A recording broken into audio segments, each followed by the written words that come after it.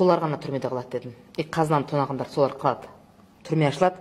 Бәрін бір түнде депутат министрларын бәрін бір түнде деп примерно айтып отырмын, бір айдың ішінде бәрін түрмеге қамайым, түрмені жабам, міндетті түрде аудит болады. Әрқайсысына аудит жүргізеді. Қалай мына байлыққа жетті, мына коттедж сен қалай салдың деп. Сонда әр депутат, әр министр, даже вплоть до местного акима, ауылдың әкіміне шейін аудит жүріп тергеу жүреді. Мына өз егіммен тапты, мынандай несі бол десе, пожалуйста, бар. Дүниең өзіңде қалды. Но если прихватизация, анау болды, мынау болды, итпей чұртпай движенияларың бар ғой, соның бәрі дәлелденсе, өзі түрмеге кетеді, бүткіл мүлкі қазынаға түседі, семьясына бірақ бөлмелі пәтер беріледі, қолдарына 100 теңге ұсталынады. Бар да қара қазақ ұқсап точно тағы сөйтіп жұмыс жаса, сөйтіп тоз жыла. Каждый крутой, прям ты что, пальцем не тыкни.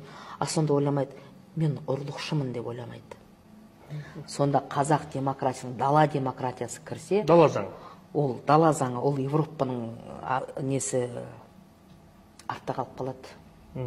Себебі қазіргі демократия деген сөз Қазақстанда адамды азғындыққа итеру деген сөз. Жаңағы лесбиянканы көбейту, голубойды көбейту, общем, бір сұқыны жоқ заттарды көбейту, қазақтың нақты өзінің қасиетін жоқ қылу.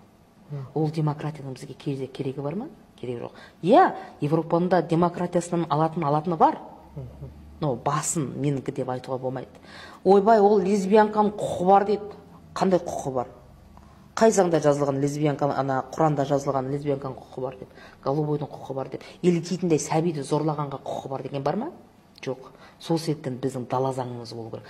Дала заңы тұрғанда ешқашанда қазақта голубой деген болмаған. Ол мына халқына, қазағына қай бетпен қарайды? Осы жағын әке ойлау керек қой. Ертең мен кеткенде менің балам халқына тік қарайтын бет қалдыруым керек дейді. Оны тек қана тектілер жасайды. Қазіргі жасап атқан тірліктерді қараңдаршы. Мына мен басқа Қазақстан туралы айтқым келмейді.